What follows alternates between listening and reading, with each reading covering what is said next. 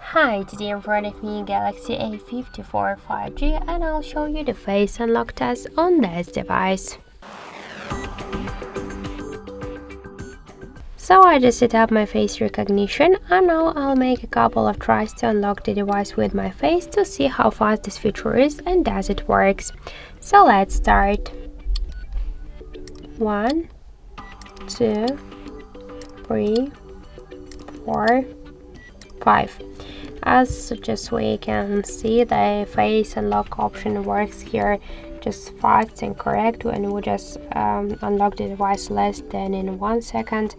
This is the good result for the face unlock. I just suggest you to try this unlock method, but don't forget that the face unlock is less secure than the passcode or pin codes or pattern unlock methods. So that's it, thank you for watching, and if you find this video helpful, don't forget to leave a like, comment and to subscribe our channel.